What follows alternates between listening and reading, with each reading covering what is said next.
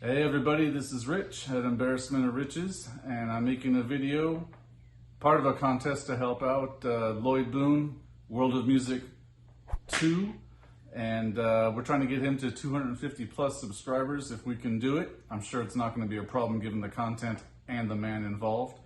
I am a recent subscriber and I came to this through other friends in the vinyl community who had recommended him and told me the terrible story of what happened to Lloyd Boon, World of Music, the original, and he was hacked and lost his videos and subscribers, and that just sounds like a nightmare.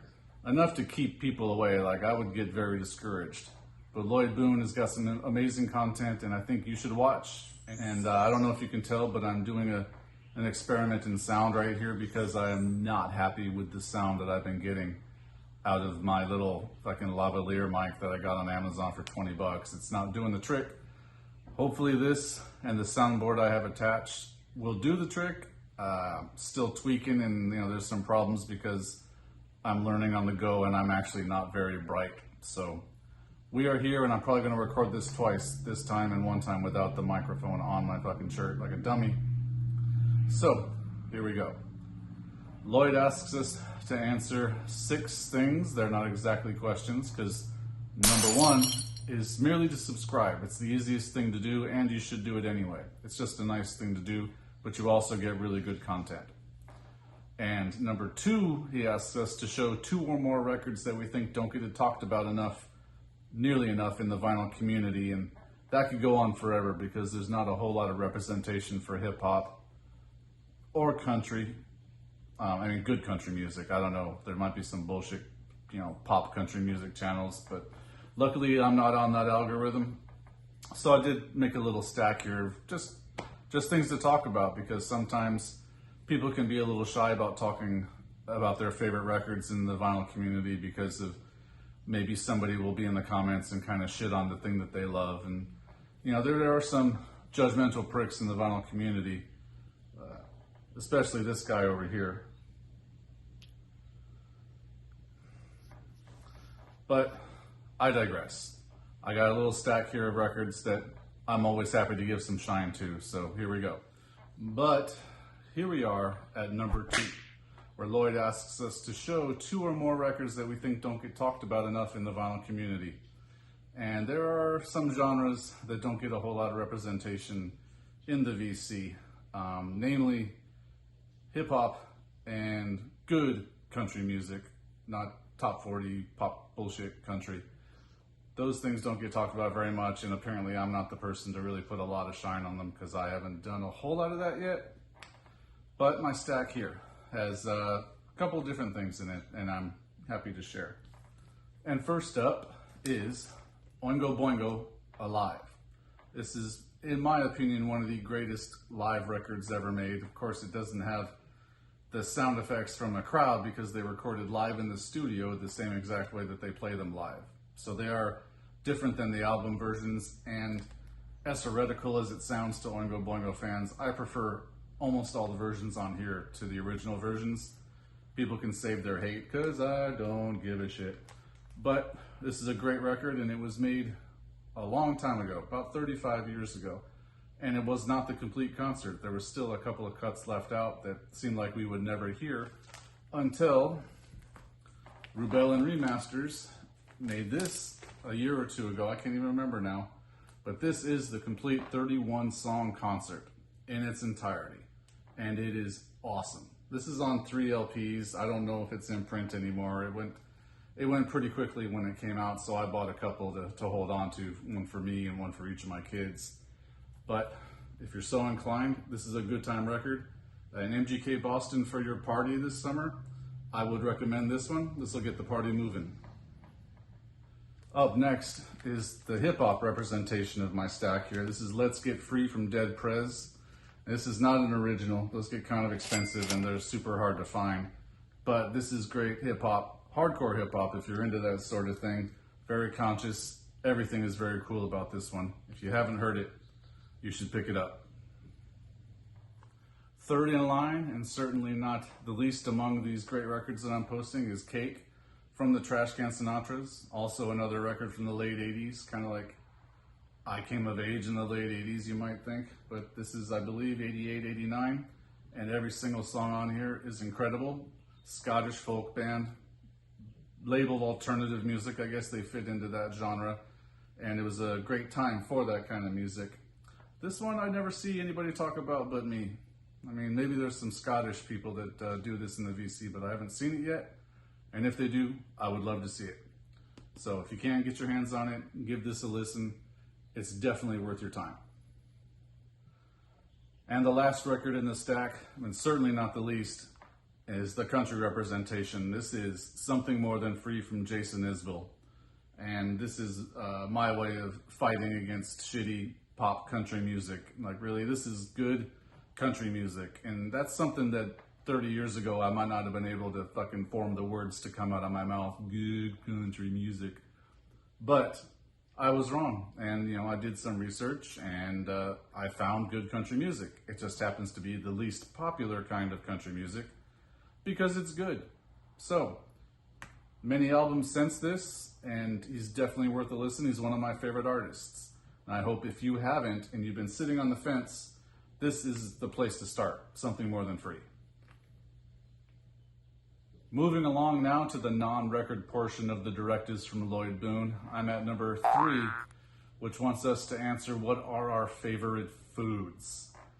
Well, I live in the United States and I am quite svelte, as you can see, so you would believe that my favorite foods are cheeseburgers, a well-cooked steak, blah, blah, blah, all these things, all these typical cliche things. But above all, like first and foremost, if I had to have a last meal sort of thing, it would have to be fettuccine Alfredo with spicy Italian sausage. That is a meal that I actually sit and think about sometimes, especially since we have it so rarely. I mean, it's definitely not good for you, and it is gout fuel, without a doubt. That is some cheesy, cheesy goodness. And my wife makes it incredibly well, but again, maybe once a year. The restaurant that had the best one I've ever had is Buca de Beppo, but that was in Southern California. I'm not sure where their other locations reside and haven't really looked just for the sake of, the old waistline. But yeah, that is my absolute favorite food to eat. At number 4, Lloyd wants us to answer what we do for a living. And I'm going to try to keep this as concise as possible because it's a long-ass story. First and foremost, I am retired and have been retired since I was 26 due to an injury at work that led to a permanent disability with my spine. I used to work at a very large parcel delivery company, to remain unnamed, and I had done so for 5 years, waiting for my opportunity to be a full-time driver, just loading trucks. And there's no evidence whether it was cumulative or just one particularly bad day, but on one particularly bad day, I went home knowing that something was seriously wrong with my spine, and after a lot of finagling and company doctor bullshit, they found out that I had compressed a number of my discs in my spine, and one of them required very quick surgery, which of course took a year to come. And it didn't heal correctly, so I was declared permanently disabled. I've had surgeries, I've had injections, I've had all sorts of treatments, and I have had the entire gamut of opioid dispensing that a lot of doctors would give patients at the time, and even now. My spine is ready for another surgery pretty soon, I think, and that's kind of why I've been slow with the videos. There's a lot of pain going on.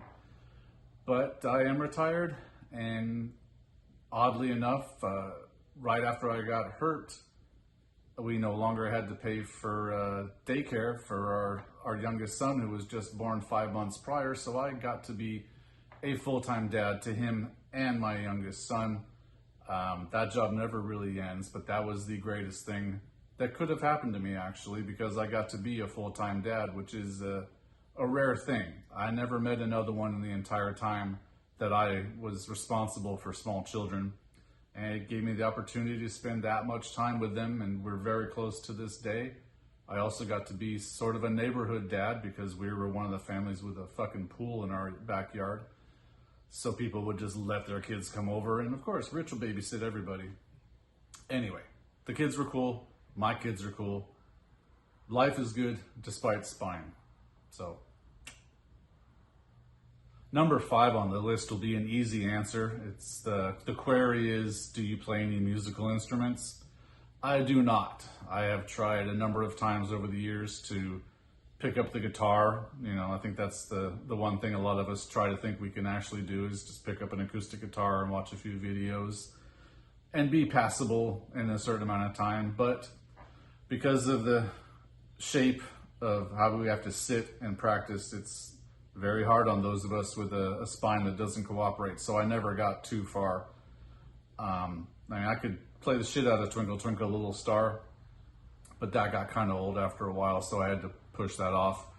I am much more of a musical appreciator than I am any kind of musician, sadly.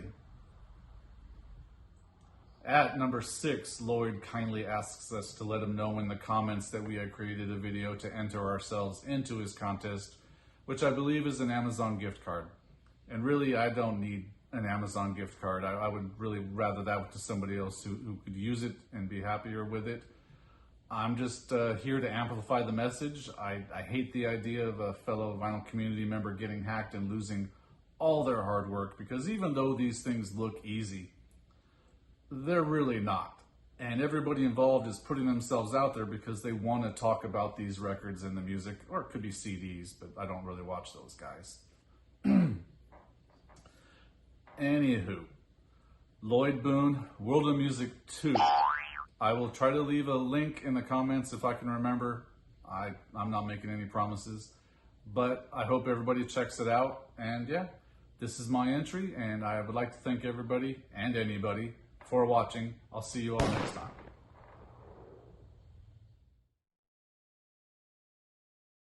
And for number 6, Lloyd kindly asks. Here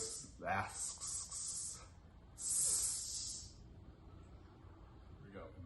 First up, Boingo. Records. Boingo Alive. Oh, motherfuck, that window's open.